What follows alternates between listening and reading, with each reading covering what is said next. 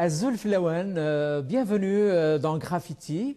Pour ce présent numéro, il sera largement question d'histoire et surtout de Aban Ramadan. Et pour cela, j'ai l'honneur et le grand plaisir de recevoir le professeur Blaïd Aban. Blaïd Aban, professeur, bienvenue dans Graffiti. Marhaba ici. Youssef, je te remercie beaucoup et je suis très honoré d'être dans ton émission. Je t'en prie, c'est nous qui sommes honorés et donc on n'aura pas le temps de tout dire sur cette figure extraordinaire de l'histoire contemporaine algérienne qui est Aban Ramadan. Toi, on va se tutoyer, c'est mieux.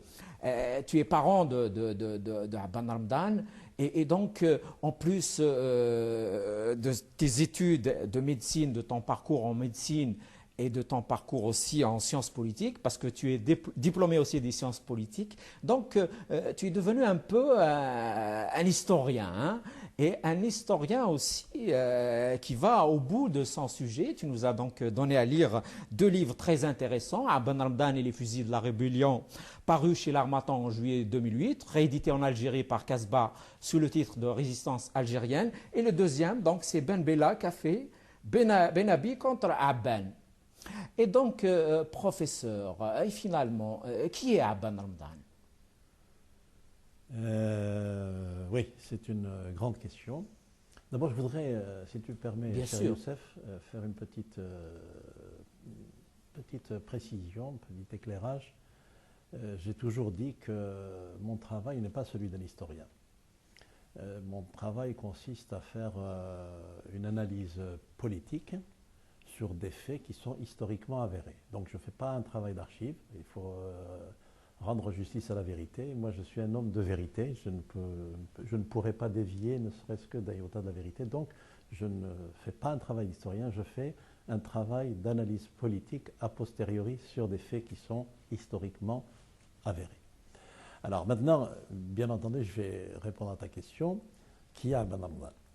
Aban Ramadan, c'est d'abord, si on peut trouver un titre générique pour caractériser Aban Ramadan, c'est un militant de la cause nationale, comme tant d'autres militants de la cause de notre libération. Ensuite, Aban s'est investi corps et âme dans cette cause nationale. À partir du moment où il a fait une espèce de rupture avec le milieu familial, notamment avec son père, qui lui avait décidé de faire la révolution tranquille selon le mode de Farhad Abbas, parce que Ramadan était plutôt un militant radical, un militant indépendantiste, d'abord, et puis un militant qui ne voyait si tu veux, de solution que par la force des armes. Et donc c'est un militant radical, et en plus donc un militant de la violence révolutionnaire. Donc il a milité dans le mouvement politique qui était le MTLD, ensuite après il était dans l'OS. Certains contestent l'appartenance d'Aban à l'OS, mais maintenant j'ai un témoignage écrit par un ancien membre de l'OS. Donc il va être publié dans mon prochain livre. C'est très bien, c'est très bien. Professeur, permets-moi de te dire qu'il est toujours bon de faire des investigations historiques, même si on n'est pas historien. Je trouve que notre histoire est largement, jusqu'à aujourd'hui, à écrire, si ce n'est à réécrire, hein, depuis les temps immémoriaux. Hein. Mais Aban est aussi quelqu'un d'instruit. Il a eu son baccalauréat à Blida, je crois. Tout à fait. Je veux apporter un peu d'eau à ton moulin. Il ne faut pas laisser l'histoire aux historiens. Voilà. Parce que moi, je rappelle toujours l'exemple des commissions d'enquête. Quand on met une commission d'enquête sur quelque chose, c'est pour noyer le poisson définitivement. Donc, je suis tout à fait d'accord avec toi que l'histoire ne doit pas être laissée aux seuls historiens. Parce que d'abord, surtout les nôtres, ce n'est pas pour les critiquer. J'ai eu l'occasion de le leur dire en face, ils sont un peu timorés. Ils ont toujours certains blocages épistémologiques, méthodologiques. Ils ont toujours peur de cette épée de Damoclès, l'objectivité de la part des historiens, j'allais dire métropolitains, des historiens français, qui vont leur dire « Ah, c'est pas très objectif ». Donc, ils veulent faire une histoire 50-50, équidistante, donc ils sont un petit peu bloqués, ce qui fait que notre récit national, parce qu'il ne faut pas avoir honte de parler de récit national, notre récit national n'est pas fait. Donc c'est pour ça que tu me parlais avant l'émission, tu me disais les gens ils ne connaissent pas Aban Ramadan. Ils ne le connaissent pas parce qu'il n'y a pas de récit national. Et c'est dans mon livre, le premier livre, c'est un peu ce que j'avais envie de faire. J'avais envie de faire un récit national avec le maximum d'objectivité voulue. C'est très bien et je pense que ton livre a eu quand même des échos. Il a été publié donc pour la première fois à Paris aux éditions L'Harmattan Tout à fait. en juillet 2008, je crois. En juillet 2008, exactement. Oui. Début de l'été. Ensuite, il a été republié en 2009 par le ministère de la Culture. Oui. C'est tout à fait, c'est eux qui ont pris l'initiative. C'était à l'occasion du festival panafricain. C'est Donc, bien. édition ministère de la Culture. Pourquoi pas, bien sûr. D'ailleurs, j'ai eu un coup de fil de la part de notre ministre, ministre de la Culture, qui m'a dit tous les Algériens devraient lire votre livre. J'ai honte de le dire. C'est un bel hommage, non? J'ai honte de le dire Pas parce du que tout. ça parle de moi, mais quand elle a lu ce livre, elle a trouvé peut-être pour la première fois un récit national. Tout à fait, Voilà. tout à fait. Ça n'existe pas énormément, hein, y compris pour d'autres épisodes de notre histoire. Hein. Et donc, c'est très bien qu'il y ait des gens qui écrivent, même s'ils ne sont pas historiens. C'est à leur portée et l'objectivité aussi. On peut l'avoir même si on n'est pas historien de formation. Et donc, à Ben Ramdan, il est lycéen, et puis il commence à travailler, je crois, du côté de Shlom Laïd, c'est ça? Tout à fait. En fait, il est rentré au lycée, au collège colonial du Verrier de Blida, à l'âge Oui. de 12 ans et demi, 13 ans. Ensuite, il y est resté jusqu'à 19-20 ans. Il a eu son bac mathématique, parce qu'il est rentré, en fait, à l'époque, il y avait des classes de 7e. D'accord. Donc, il est resté jusqu'en classe de terminale, et il en est sorti avec un bac mathématique. Et puis, c'était la Deuxième Guerre mondiale. Il a été mobilisé de manière obligatoire. Il s'est arrangé pour ne pas aller faire la guerre. Il était en partance pour le Monte Cassino. Il s'est arrangé. Oui, Paraît-il, un de ses compagnons m'avait dit même qu'il s'était auto-mutilé pour ne pas aller Pour ne pas aller faire la guerre. Ensuite, on en a pour les fait, avec Français. cette blessure, on en a fait l'interprète d'un colonel du côté de Blida. Et D'accord. puis, donc, ça a duré jusqu'à la fin de la guerre. Et là, c'est comme ça qu'il a trouvé un poste comme secrétaire adjoint de commune mixte. De À la commune de Châteaudun-du-Rumel, Châteaudun-du-Rumel, qu'on appelle aujourd'hui Shlomlaïd. C'est dans l'Est algérien. Tout à fait. Donc déjà, il a eu quand même le temps et l'opportunité de visiter l'Algérie, une partie en tout cas de l'Algérie, en dehors de la Kabylie, c'est que peut-être va un peu amener son sentiment national. Absolument. Pour moi, c'est une étape fondamentale dans son parcours. Et j'ai intitulé ça d'ailleurs la sortie du douar. En fait, cette sortie du douar, elle s'est opérée très précocement, puisque je peux le dire publiquement, parce que je l'ai écrit dans mon livre, mes grands-parents, c'est-à-dire, j'ai deux grands-pères en fait, le père de Abban et mon grand-père biologique qu'on appelle Haj Rabah, que nous n'avons pas connu. Ces deux grands-pères, ces deux frères, ils ont fait l'Europe, l'Amérique du Sud, l'Australie. Et donc, c'est extraordinaire. C'est extraordinaire. Pour l'époque, c'était très rare. C'était exceptionnel. C'était exceptionnel. Mais mieux que ça encore, ils ont voyagé de l'Australie vers l'île de Tasmanie. Oh, c'est magnifique. Et ensuite, l'île de Tasmanie, c'est comme ça que je connais la capitale de l'île de Tasmanie qui s'appelle Hobart. D'accord. Voilà. Et ensuite, ils ont quitté la Tasmanie, ils sont allés encore plus au sud, ils sont allés en Nouvelle-Zélande. Et c'était dans leur travail ou c'était du travail, de la curiosité en articles orientaux. D'accord. Et c'est comme ça que les idées démocratiques, les idées de modernité, d'ouverture sur le monde sont. Ils les ont prises, ils les ont ramenées chez nous dans aussi. La famille, exactement. Oui, c'est important, c'est très important. Absolument. À Ben Ramdan, donc tout de suite, on va dire, il prend un peu ses distances par rapport à son père. C'était uniquement politique ou bien... Oui, tout à fait, c'est politique. D'abord, c'est quelqu'un qui a un caractère très entier et qui en plus a une éthique qui est très peu répandue, c'est-à-dire la haine de l'injustice et de l'usage abusif de la force.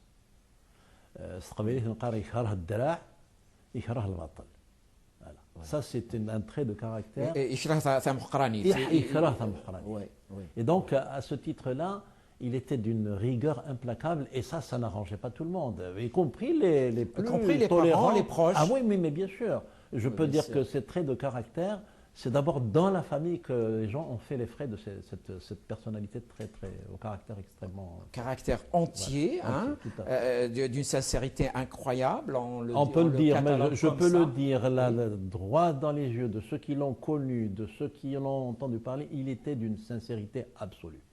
Quoi que disent maintenant Oui, bien sûr. certain Maintenant, nombre de on peut refaire personnes l'histoire Il comme on était d'une veut. sincérité absolue. Il n'y avait que la cause nationale qui comptait pour lui. Qui l'intéressait. Absolument. Et puis peut-être ce sont les événements tragiques du 8 mai 45 dans l'Est algérien qui le font basculer carrément dans la clandestinité.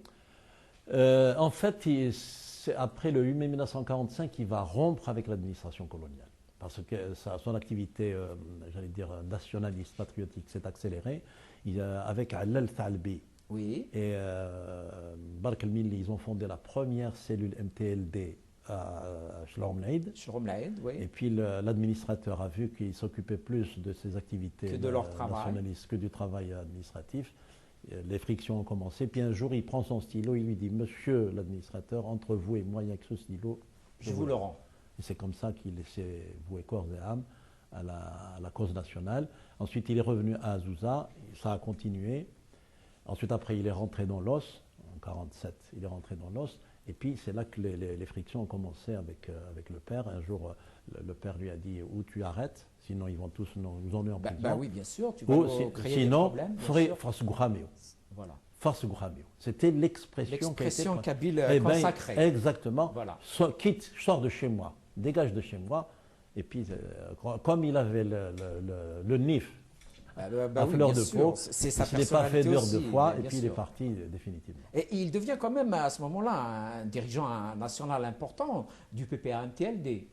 Il est devenu chef de wilaya MTLD et également chef de région, je ne sais plus quelle était Oui, quel l'organigramme, était de à ce l'os. moment-là. C'était Oui.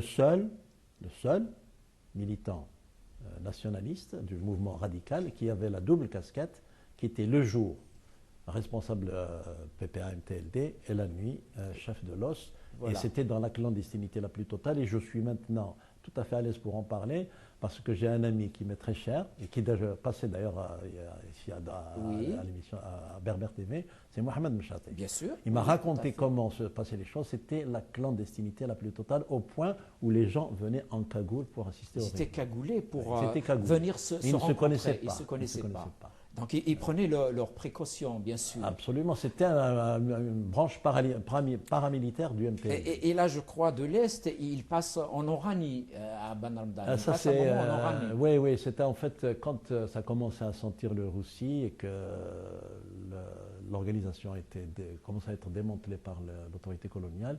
C'est à ce moment-là que ils ont tous disparu dans la nature. D'ailleurs, le parti lui-même lui a dit disparaissez. Le parti leur a dit disparaissez parce qu'ils avaient peur des conséquences. Et c'est comme ça qu'effectivement, on l'a retrouvé dans l'Oranie et c'est là-bas qu'il a été arrêté en 1950. Et il est arrêté, je crois. Si tu permets, Youssef, je voudrais juste un détail aussi qui n'est pas connu du grand public. Vas-y, bien sûr. Le dernier comité central de la ferme Sahraoui en 1950, Abban est arrivé membre du comité central. Ah, d'accord. C'est pas moi qui le dis, c'est Ben Khadda, c'est dans son livre d'ailleurs, les origines du 1er c'est important novembre. que tu le dises, très bien important, sûr, bien sûr. Il est arrivé membre du comité central du PPA-MTLD.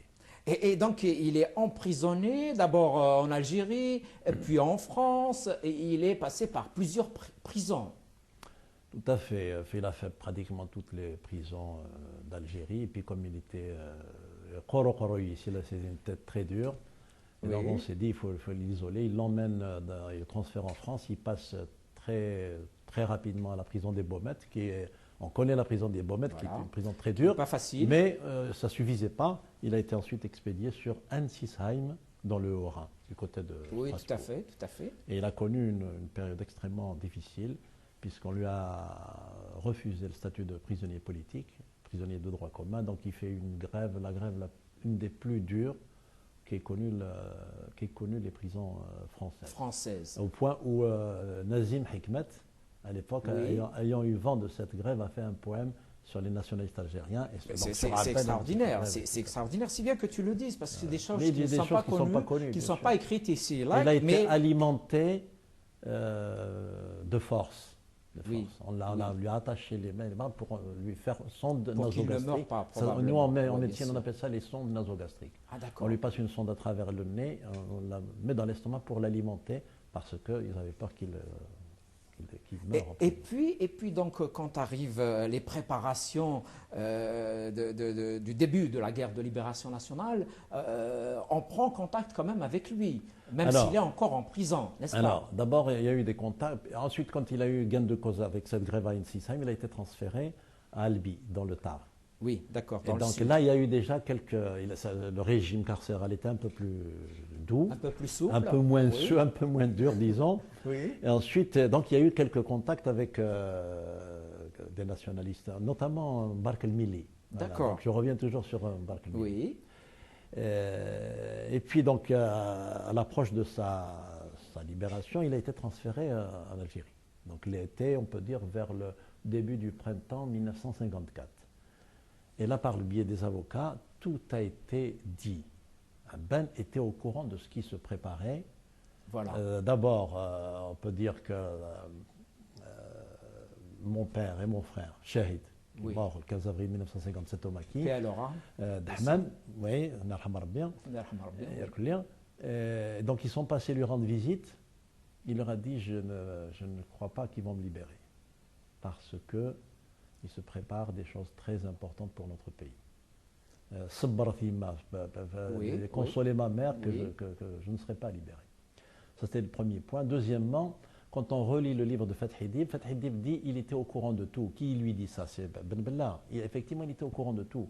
Il y a encore des choses anecdotiques que je peux dire ici. La Ronéo qui a servi à taper la proclamation du 1er novembre, elle est sortie de chez nous. Ah, c'est magnifique, ça on ne le sait pas. C'est mon propre frère qui l'a prise et qui l'a remise aux gens d'Iri Moula. C'est Ramadan qui a donné l'ordre, l'instruction à son neveu de remettre la Ronéo. Et c'est comme ça qu'a été donc tapé le texte fondateur de la révolution algérienne. Absolument. Oui, mais enfin, ceci dit, c'est pas pour lui donner plus de mérite. Non, je crois c'est l'histoire. Hein, non, c'est pas pour lui donner du mérite. C'est simplement pour dire qu'il était au courant de ce qui se préparait. Tout à fait. Et qu'il était, je peux dire même, puisque ayant eu l'occasion de voir Rabah Habitat, c'est quand même pas n'importe qui. Il était présent. Tout à fait. Il me raconte qu'au moment où il s'était tenu la dernière réunion de préparation pour le 1er novembre, Ben Hidi qui prend la parole, il dit: et si on différait encore le déclenchement pour attendre Anselme, il l'appelait à l'époque, son nom de guerre. Boudiaf qui était pressé de déclencher. Boudiaf a refusé. Boudiaf, il a dit: il faut déclencher. Voilà. Ça peut-être, quelles sont les motivations de Boudiaf, c'est Mohamed Mchati, si un jour tu l'invites, qui va te raconter. On lui posera la question. Voilà. Et donc, ils ont dit non, on va pas l'attendre, il a sa place. Il va avoir sa place. C'est pour ça que lorsqu'on dit il est venu comme un Indien occupant, c'est pas vrai ça. C'est pas vrai du tout. C'est complètement faux. Voilà. Il est arrivé sans complexe, parce qu'il savait, il a même été jusqu'à dire: ah, c'est mal fait, c'est mal préparé. C'est pas comme ça que vous allez faire la révolution. Et il est perfectionniste, lui. Absolument, bien sûr. il est perfectionniste. Il déteste l'indolence. Voilà. Et donc, il est quand même libéré en janvier 55. Il est libéré en janvier 55 parce que la France, avec peut-être un mois d'avance, parce que la France fonctionne quand même parfois, même vis-à-vis des indigènes que nous étions, avec ça, j'allais dire, comme état de droit. Comme un petit peu... ça arrive, on va dire. Ça ne fonctionne pas toujours comme ça, mais c'est arrivé. Et donc, il sort en janvier 55, je crois. Il revient au village. Il revient au village, revoit sa maman qui était malade, je crois. Assigné à résidence, oui. Tout à fait. Je crois que sa maman était malade à ce moment-là. Le choc a été effectivement très violent pour la mère qui le chérissait par-dessus tout. Des choquins. Parce qu'il pouvait de l'air, tout ça, ça a été quelque chose d'extraordinaire pour elle. Et donc, on n'a jamais vu une mère vénérer son fils comme elle le faisait pour lui. Donc, quand elle l'a vu, puis elle l'a pas vu beaucoup en fait. En plus, elle l'a pas vu parce qu'il était au collège. Il était au collège à Blida, et puis il a travaillé, il a milité. Après, c'est à la prison. En kabyle, on dit shtaqi. Tout à fait, c'est le terme. Et donc, elle a eu, comme elle était hyper tendue, elle avait une paralysie. Elle a fait ce qu'on appelle un accident vasculaire cérébral avec une hémiplégie. Et donc, ça l'a retenu, ça l'a déstabilisé parce que lui aussi aimait sa mère. Et donc, ça l'a retenu un peu au village.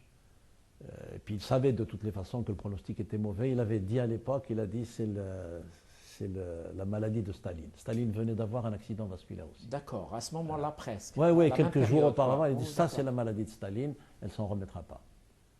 La pauvre. Il y a même le médecin, je peux dire le nom, Ah oui, le bien docteur Amerantini. Oui. On l'appelait Marantini, on l'appelait, mais c'était le docteur Amerantinis Oui. qui était venu à la maison voir, et puis il était très pessimiste. Maintenant, on sait ce que c'est. Moi, je suis spécialiste dans ce domaine. Bien sûr, Donc, je sais professeur. très bien Donc, que- toi, tu sais exactement ce Donc, dont il je s'agissait. décrypte un petit peu a posteriori ce qui s'est passé. Tout à fait. Mais il ne reste pas beaucoup à Ben Ramdan à la maison, donc même assigné donc à résidence. Et tout de suite, il revient vers Alger, c'est ça? Et il parle de clandestinité sur Alger. Dans la clandestinité à Alger. Alger. Et il commence un peu à rassembler les uns et les autres, à les convaincre plutôt. Oui, d'abord, il fait l'état des lieux avec Krim.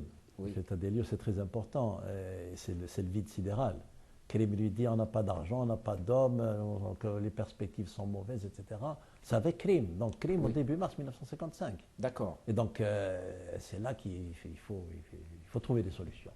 Donc, la première solution pour lui, c'est de donner une allure à ce mouvement de libération, parce qu'il faut être crédible vis-à-vis de Tout à l'opinion fait, nationale, tout à bien fait. sûr, parce que même les Algériens, ils avaient peur. قال لنا شوفني باندي هنا كاين البي بي او اس نساو لي مردي شوفني Voilà, باندي هنا كاين. voilà.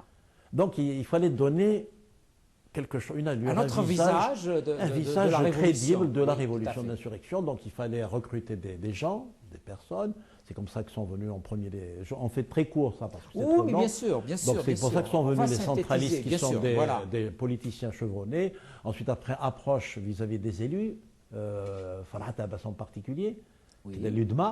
tout à fait. Les doigts qui était l'un des alibis du colonialisme. Le colonialisme disait, voyez les Algériens, ils sont très bien avec nous, regardez, Voilà, regardez ces tout à fait, élites-là, tout à fait, regardez oui. Farhat Abbas, Boumendjel, les Sator, etc. Alors Abban, il s'est dit, eh ben, je vais leur enlever ça. Et donc, C'est une bonne ça a tactique, été c'était de un bonne guerre. ébranlement du système colonial quand Farhat Abbas et ses amis sont venus à la Révolution.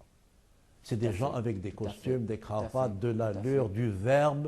Et et peut-être, professeur, s'il n'y avait pas Abban, peut-être que ces gens-là ne seraient pas venus à la Révolution. probablement. Et c'est là Probablement. où réside le mérite d'Abban Ramdan. Oui, mais c'est-à-dire que la révolution a été étoffée. Il fallait d'abord lui donner une consistance sur le plan humain des Tout à fait. politiciens, parce qu'il faut travailler.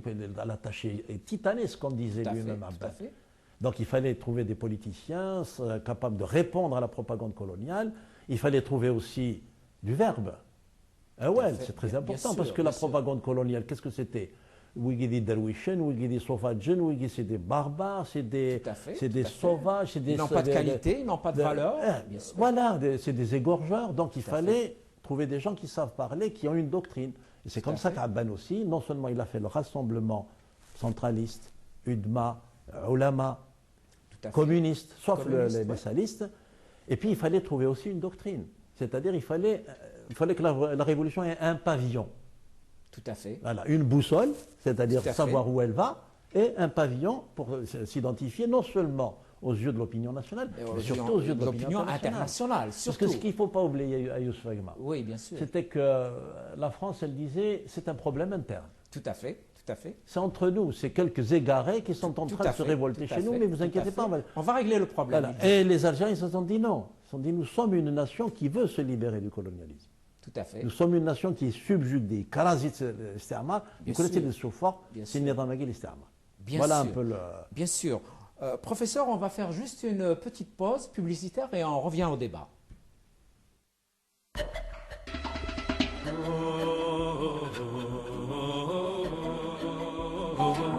Professeur, on disait donc que Abban Ramdan avait eu le grand mérite de rassembler les Algériens, hein, des communistes jusqu'aux oulémas. Hein. Donc ils ont rejoint le mouvement de libération nationale. Tout à fait. Alors, il ne s'est pas agi seulement de les rassembler. Il s'est agi aussi de les faire entrer individuellement dans le front. Parce que tu imagines, Youssef, ce qui se serait passé si chaque parti était rentré avec sa propre enveloppe, c'est-à-dire les fait. communistes avec leur parti, l'UDMA, etc. Il se serait passé ce qui s'est passé en Angola avec l'UNITA, avec le MPLA. Il se serait passé ce que ce qui a empoisonné la vie des Palestiniens. Des Palestiniens, tout à fait. Et ils nous envient. On ne peut pas imaginer à quel point ils nous envient le fait d'avoir tout, j'allais dire tout dissous dans le creuset FLN pour un seul mot d'ordre qui est l'indépendance. Au point, on a gommé la question sociale, on a gommé la question identitaire, on a mis la religion de côté. On en reviendra sur la question berbère, berbériste. Absolument, oui. Tout était très important, effectivement. Tout à fait. Ouais. Et donc, Aban, il commence déjà à ce moment-là de penser à un congrès, le congrès de la Soumam. Absolument, parce que la révolution est partie sans direction. Il y a une chose que les gens ne savent pas, la proclamation du 1er novembre a été signée le secrétariat. Tout à fait. Tout à fait. C'est totalement anonyme. Donc la première chose, c'est qu'il fallait lui donner un visage, il fallait lui donner une direction. C'est pour ça qu'on s'est dit, il faut quand même qu'on se réunisse. Deuxièmement, il était prévu qu'au mois de janvier, on fasse une réunion de synthèse, une réunion d'évaluation de ce qui s'était déroulé pendant les 3 premiers mois de la Révolution. Ensuite, il s'est passé une chose qui est très importante, c'est qu'en 1955, il y a eu le 20 août 1955, voilà, dans l'est d'Algérie, mal maîtrisé sur le plan politique. Tout à fait. C'est vrai que c'est politiquement incorrect de dire ça, mais pourtant c'est la vérité. Il a été mal maîtrisé. C'est la vérité. Il y a eu des débordements. C'est le moins que l'on puisse dire. Il y a eu des débordements qui ont nuit à la cause. Et donc Aban, il a dit, il faut qu'on se voit, il faut qu'on discute sur la façon de faire la révolution. Beaucoup de gens maintenant, parce que c'est Aban, parce qu'il est d'une région bien déterminée, disent que ce n'est pas Aban qui a eu l'idée du congrès de la Soumam. Or, c'est le premier émissaire qui est parti d'Alger au moment où c'était, après que justement le 20 août, c'était Amar al-Rachid, c'est Aban qui l'envoie voir Ziroud pour lui dire, écoute, d'abord pour l'évaluation de ce qui s'était passé, mais ensuite pour dire, il faut qu'on s'arrête, il faut qu'on discute. Et donc, il a contacté tous les chefs notre stratégie. Donc, tout à fait. Voilà. Tout à fait. Et donc, il a l'aval un peu des autres dirigeants pour préparer le congrès, ou bien il finit par imposer son idée de faire ce congrès? Non, il a l'aval, bien sûr qu'il a l'aval, parce que tout le monde voulait cette réunion d'évaluation et de synthèse, et surtout, il fallait donner des institutions à la révolution. Il fallait une direction, et puis un parlement, et puis surtout une doctrine. Donc, la plupart des dirigeants des maquis étaient d'accord, sauf... C'est pas qu'ils n'étaient pas d'accord, les Aurès, c'est qu'ils étaient dans une période de fitna inimaginable. Tout à fait, ils avaient des problèmes déjà entre eux. Tout à fait. Il y a le problème de la délégation extérieure. Aban avait commencé à les aviser dès décembre 1955, et donc ils ne sont pas venus. Ben Mhidi, qui était au Caire à l'époque, lui, il est venu. Il est venu. Et on se demande pourquoi les autres ne sont pas venus. Ben voilà. Ils ont dit peut-être que c'est un problème de sincérité réelle par rapport aux objectifs de la révolution. Hein. Ouais, je crois qu'il faut aussi le dire. Hein. Les gens qui ont fait la révolution algérienne, ce sont des hommes aussi. Hein. Tout à fait. Et quels qu'ils soient, ils peuvent avoir, on va dire, des faiblesses. Hein. Absolument. On va dire les choses comme ça. Et je pense que l'Algérie gagnerait à regarder son histoire avec objectivité, mais à regarder toute l'histoire. On est tout à fait d'accord. Voilà. Et donc, le lieu même du congrès de la Soumam, est-ce que Aban a décidé que ça sera en Kabylie au départ ou on ne sait pas? Non, je ne crois pas, parce qu'initialement, il était question de faire cette réunion un peu plus vers l'Est. Oui. Ce qui aurait permis aux dirigeants de la délégation extérieure de passer par la Libye et la Tunisie, de venir plus facilement. Alors certains disent la presqu'île de Kolo, d'autres disent dans la région du bec de Canard ou des trucs comme ça, presque à la frontière tunisienne. Mais il s'est passé des choses parce que c'est un territoire. Et peut-être que ce n'était pas vraiment sécurisé. Non, justement, c'est un territoire qui était quadrillé. Il y avait 500 000 hommes à l'époque qui quadrillaient l'Algérie, plus que la grande armée. Voilà. Plus que la grande armée de Napoléon pour aller envahir la Russie. C'est pas moi qui le dis, c'est les historiens. C'est phénoménal. Donc il y avait 500 000 hommes, combattants et logistiques et soutiens qui quadrillaient le territoire national. C'était un véritable prodige que d'avoir réussi à tenir une réunion au nez et à la barbe des généraux français de l'époque. Tout à fait. Et donc, quand c'est en Kabylie que ça se fait, est-ce que la région d'Ifré a été choisie tout de suite ou bien on a tâtonné un petit peu pour voir le lieu qui serait le plus adéquat? En vérité, c'est un choix presque par défaut, puisqu'il s'est produit une confrontation avec l'armée française et l'ALN, qui escortait les dirigeants, s'est replié vers les sommets et probablement Kamirouche a désigné cet endroit comme étant le plus facile à défendre, quoique en fait c'est pas évident, c'est pas évident. A organisé ce qu'on appelle les attaques de diversion. Kamirouche, c'était lui qui était chargé de sécuriser le Congrès. Et lui, il a organisé les attaques de diversion. Ailleurs, donc il a entraîné un peu l'armée française d'entre lieux. Voilà. Et donc le Congrès lui-même se fait. Il dure combien de jours, le Congrès de la Soumane? Il dure presque un mois. Presque un mois. C'est énorme. Bien sûr, parce qu'en fait, on se réunit, puis il y a peut-être une alerte, on s'arrête, et puis les gens se sont retrouvés. Donc les gens ont discuté, c'était sécurisé. C'était peut-être la période où les dirigeants au sommet de la Révolution, tels que Karim, Abban, Ben Mhidi, avaient pris un peu de repos. Ils s'étaient photographiés pour l'histoire. Effectivement, les rares photographies qu'on a justement dans la Révolution. Justement, il y a beaucoup de photographies. Tout à fait. Les rares photographies pour certains. Pour certains, sont terriblement frustrés. On en reparlera éventuellement. On en reparlera. Tu peux nous le dire tout de suite. Effectivement, le Congrès de la Soumam a créé des mécontents au sein de cette mouvance de la guerre de libération nationale, mais pour des conditions souvent subjectives, disent beaucoup d'historiens aujourd'hui, n'est-ce pas? Oui, tout à fait. En fait, il y en a qui n'ont pas pu participer parce que ils n'ont pas pu venir. Les Aurès, ils étaient. On n'était pas encore sûr que Mustafa Ben Boulaïd était décédé. En tout cas, du côté d'Abban. Oui, bien sûr. Et puis, il y avait une lutte de leadership très importante entre Omar Ben Boulaïd, Bachir Chihani. D'ailleurs, ils vont tous finir par s'entretuer. C'était une période extrêmement difficile. Terrible, effectivement. Voilà. Donc là, les Aurès ne sont pas venus. Il y avait la base de l'Est, mais la base de l'Est n'était pas à l'époque reconnue comme une wilaya à part entière. Elle était structurée comme une wilaya. On peut dire même que la base de l'Est, c'était le fer de lance de la Révolution, puisque c'était à partir de la base de l'Est que transitaient les armes et qu'étaient organisés les convois d'acheminement des armes. Mais elle n'était pas. Plus tard, elle aura un statut, j'allais dire, de zone autonome. En fait, les deux seules zones autonomes qui connaissent la Révolution, c'est la base de l'Est et Alger. Alger, bien sûr. Voilà. Et puis, il y a la délégation extérieure, comme je te le disais tout à l'heure. C'est des gens qui, d'abord, ils étaient plus tournés vers la diplomatie. Aït Ahmed, il n'était même pas au courant qu'il y avait un congrès de la Soumam qui se préparait. Khaydar, il était orienté totalement, il a dit je vous fais confiance, il était orienté totalement vers l'action diplomatique. Ben Bella, qui était au courant, lui en était malade.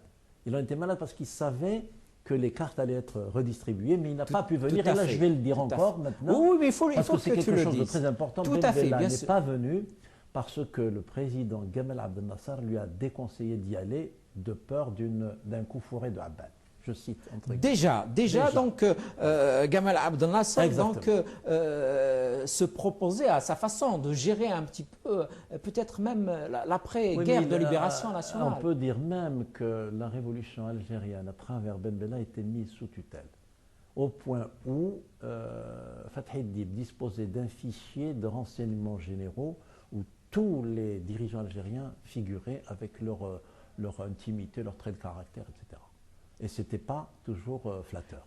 Et c'était déjà donc à la veille du congrès de la Soumam, ou bien Fathi Dib a continué son travail en plus d'intensité après? Bien sûr, une fois que tu sais ce qui s'est passé après le congrès de la Soumam, donc la direction a été désignée, c'est le CCE, avec un CNRA, avec dont le font CNRA, partie les membres de la délégation extérieure. Le CCE, c'était donc les 5 dirigeants de l'intérieur, Abban, Karim, Ben Mhidi, Dahleb et Ben Khadda. Tout à fait. Voilà. Et donc, il s'est passé que très rapidement, Ben Bella a contesté les institutions. La nouvelle direction, les nouvelles institutions. Voilà. Parce qu'il n'avait pas sa place? Non, le problème, c'est que il y avait un différend très important sur les armes, l'approvisionnement en armes. Oui. Ça, c'est le premier point. Et Abban et Ben Mhidi ont reproché, tous les dirigeants d'ailleurs, si on revoit ce qui s'est dit au congrès de la Soumam, tous en voulaient à la délégation extérieure parce qu'il n'y avait pas assez d'armes qui arrivaient. Est-ce que c'est pour cela, par exemple, que dans la plateforme de la Soumam, on lit donc la primauté de l'intérieur Eh sur bien voilà, l'extérieur? justement. Alors ensuite, cette primauté de l'intérieur sur l'extérieur, c'est le deuxième point que j'allais évoquer. Cette primauté a été en fait établie en octobre 1954, avant le déclenchement. C'est les six, quand ils se sont réunis pour décider du déclenchement, et mettre la dernière touche au déclenchement, les six, ils ont dit, là, on va faire la révolution, mais c'est les objectifs intérieurs qui doivent primer sur les objectifs. Sur le reste, sur les C'est-à-dire, en l'extérieur. fait, ce qu'ils ont dit, les six, ils ont dit, c'est nous qui sommes ici, sur place, qui allons avoir le primat sur ceux qui sont à l'extérieur. Tout à fait. D'accord? Alors, quand Aben est arrivé, la première chose qu'il a faite, parce qu'il était au courant de ce qu'il y avait, il a envoyé Yassef Saadi en Suisse, il lui a dit, tu vas rencontrer Ben Bella et Boudiaf, tu vas leur dire, est-ce que on est toujours d'accord? Boudiaf lui répond, il lui dit, exactement, cette prérogative est du Je ressort l'accepte, de l'intérieur, d'accord. et je l'accepte. Et donc Aben, fort de la primauté de l'intérieur sur l'extérieur, fort également du fait qu'il est dans le staff dirigeant, parce qu'il y avait 12 dirigeants qui étaient pressentis pour prendre en charge la résistance, il s'est dit, donc moi, c'est à nous de décider. Et comme c'était le membre prééminent de la direction intérieure, c'était le plus, j'allais dire, le plus qualifié intellectuellement, il a pris sur lui de désigner Lamine Barine pour aller coiffer la délégation extérieure. Voilà, c'est des vérités. C'est un personnage. C'est l'histoire. Et il est critiquable. Mais bien on peut sûr. critiquer. Mais bien sûr. Et donc, Aban dirige le CCE, hein, le premier CCE. Il ne le dirige pas, en fait, c'est sa personnalité qui le fait voir de cette façon. C'était la locomotive. C'était la locomotive. Tout à fait, tout à fait. Il travaillait très vite, rédigeait très vite et réagissait très vite. C'est dans son tempérament aussi.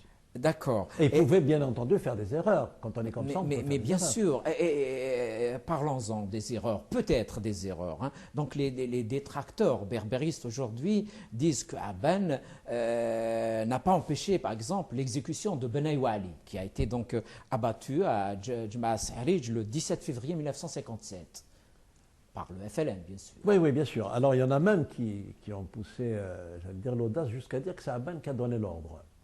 J'ai eu une polémique avec Mohamed Shafik Msbah, qui est devenu un ami d'ailleurs maintenant, parce qu'il respecte mes points de vue, je respecte les siens. Oui, pourquoi pas, bien sûr. Et il donne la version que c'est Aban qui aurait donné l'ordre. Et donc, moi, je lui ai répondu. Je lui ai dit d'abord, Aban, il était à l'époque où Ben Wali a été... il a été assassiné, liquidé chez lui. Oui, chez lui. C'est un vieux militant nationaliste et berbériste. Ah, d'accord. Alger. Deuxièmement, Aban ne peut pas donner l'ordre à crime. D'abord, à l'époque, ça s'est fait en février 1957. Tout à fait. Aban ne peut pas donner l'ordre à crime parce que déjà, ils n'étaient pas d'accord. C'est une chose impensable que Aban donne un ordre à crime ou que crime donne un ordre à Aban. D'accord. Si Aban avait donné l'ordre à Karim d'exécuter Ben Wali, Karim ne l'aurait pas exécuté. Il ne l'aurait pas fait. Voilà. D'accord.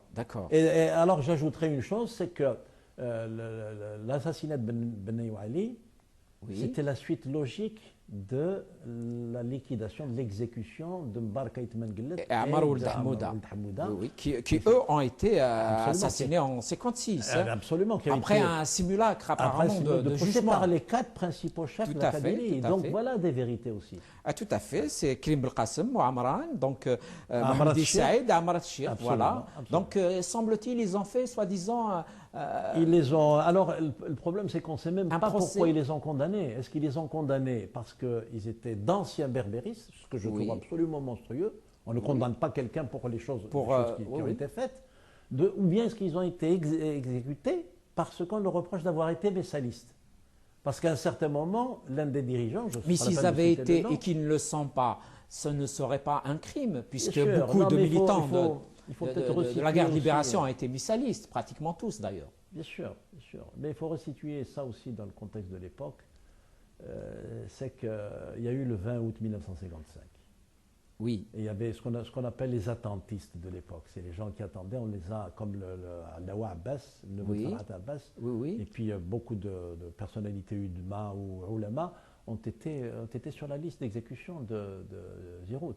C'est-à-dire où tu marches avec nous, où tu es contre nous, ou on donc te tu es liquide. passible. Voilà. Et donc, pour Mbarka Itman Guellet Hamouda, même Amirouche, d'après le livre de Saïd Saadi, Amir Roch aurait dit, Amr al-Hamouda, il a dit rejoins-nous et ne tarde pas, Ah, d'accord. alors, Donc il savait qu'il allait avoir quelque chose alors. Amirouche savait peut-être. c'est-à-dire que voilà, c'était le manichéisme de l'époque, qui n'est pas avec nous et contre nous. Et contre nous, tout Et simplement. puis, il faut rappeler une chose aussi, et c'est valable pour tous les dirigeants de la Révolution, que ce soit Abban, Amirouche, Krim, etc., ils ont sacralisé la Révolution. Rien ne pouvait... Est-ce que ces dirigeants, y compris à Ben Ramdan, n'ont pas été un peu dans l'excès, par exemple, en taisant totalement la berbérité de l'Algérie? Est-ce qu'ils ne pouvaient pas la mettre dans le champ, justement, des revendications, comme toutes les valeurs que pouvait avoir l'Algérie? Mais c'est une question qui se pose aujourd'hui. Je suis content que tu me la poses parce que voilà. moi j'ai toujours dit il n'y a pas de question taboue. Tout à fait. Il n'y a pas de question taboue. Ce qu'il faut savoir, c'est qu'en 1955, on était à quelques 5 ans de la crise berbériste de 1959. Tout à fait, tout à fait. Et qui a laissé des souvenirs terribles dans Tout tous à les fait. esprits Au sein des militants, en tout cas au sein des organisations nationalistes, il y a eu des problèmes. Mais ce n'est pas seulement à cause de ces berbéristes. Non, c'est pas seulement à cause de ça. Voilà. Deuxièmement, en tout cas dans l'esprit d'Abban, l'échec du nationalisme algérien est dû à la division. Donc, la seule façon de parvenir à sortir le colonialisme de ce pays, c'est l'union totale, c'est-à-dire on ne pose pas ni la question identitaire, ni la question sociale, si on est des socialistes ou des libéraux, on ne pose même pas la question de savoir... Comment on peut comprendre, professeur, que dans la plateforme d'Al-Qusr, il est clairement spécifié que la langue arabe devrait avoir sa place, etc., et qu'il n'y ait rien du tout. La plateforme d'Al-Qusr. Oui. Là, tu fais un lapsus, là. Non, pas du tout. Tu parles de la plateforme d'Al-Qusr. Oui, bien. Non, pas de la plateforme d'Al-Qusr. Tu parles de la plateforme d'Al-Qusr, là. Non. Tu parles de la plateforme de la Soumane. De la Soumane. Ben oui, donc c'est toi, tu fais le lapsus. moi, en réalité, j'ai toujours fait le parallèle, parce qu'on va arriver à la discussion. D'accord. C'était prévu qu'on parle. D'accord. Parce que les deux plateformes, les deux plateformes ont été d'abord faites en Kabylie et pour l'Algérie. Tout à fait. Elles ont été faites pour que l'Algérie réellement trouve sa liberté, sa justice sociale et sa démocratie. Mais donc effectivement, le lapsus est justifié. Ce qu'il y a de particulier dans la plateforme de la Soumane, c'est qu'il n'est fait référence ni à l'arabité, ni à l'islamité, ni à la berbérité. C'est-à-dire, en fait, le dénominateur commun de la plateforme de la Soumane, c'est la citoyenneté. Et je crois, maintenant, si on peut déborder un peu vers le présent, oui, bien sûr, bien sûr. C'est la valeur qui nous manque maintenant. Parce que ce qui manque à notre pays, c'est la citoyenneté. Parce qu'il n'y a que ça. C'est la démocratie et la citoyenneté. Les seuls facteurs de progrès, c'est ça. Mais comment aujourd'hui, professeur, peut-on arriver à la citoyenneté, hein, concrètement, je veux dire? Concrètement, il y a eu des événements tragiques en octobre 88, il y a eu le printemps berbère en 1980, et puis il y a eu le mouvement citoyen en Kabylie en 2001, mais toutes ces luttes, aujourd'hui, s'avèrent un peu incapables de changer ce système pour aboutir justement à cette citoyenneté. Tu as oublié de citer une étape fondamentale dans l'évolution du monde et du monde musulman et du monde méditerranéen, c'est le printemps arabe. Moi, je ne l'appelle pas beaucoup printemps arabe. On va dire les printemps en Afrique du Nord et au Moyen-Orient. Voilà. C'est-à-dire maintenant, il est presque impossible. Juste une parenthèse, professeur, je ne l'appelle pas printemps arabe parce que pour moi, le monde arabe n'existe pas. C'est une conception. Oui, je ne parle pas du monde arabe. Et ce n'est pas en opposition à l'arabité. J'aime beaucoup la langue arabe et la culture arabe. Mais cet ensemble. Je ne parle pas de nation arabe, je parle du monde arabe. Voilà. Le monde arabe, c'est un espace géopolitique où on parle la même langue, voilà. où il y a grosso modo la même religion. La nation arabe, c'est un mythe idéologique. Voilà, c'est dans ce sens. Si c'est dans ce sens-là, je suis d'accord. Oui, bien sûr. Voilà. Donc, il y a eu des chamboulements, il y a eu des bouleversements dans le monde arabe, et ces bouleversements font que on ne peut plus, il est impensable qu'on puisse continuer à gouverner les peuples de la même façon qu'il y a quelques années.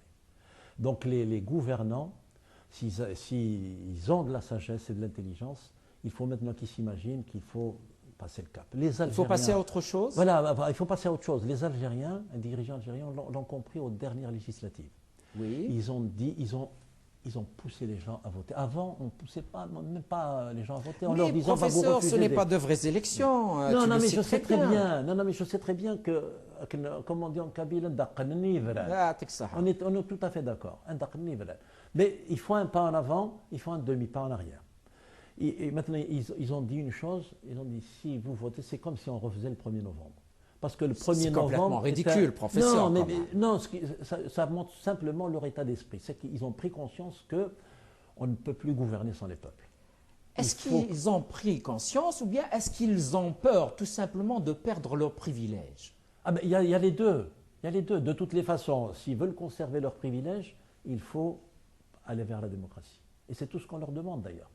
On ne demande pas de rendre des comptes à qui que ce soit. Maintenant, il faut que les peuples avancent vers la démocratie. Mais dans un pays, professeur, où l'opposition politique est laminée, disons-le clairement, aujourd'hui l'opposition politique, en tout cas moderniste, démocratique, est laminée, un peu par son tort, elle-même un peu par les conditions d'exercice de la politique en Algérie.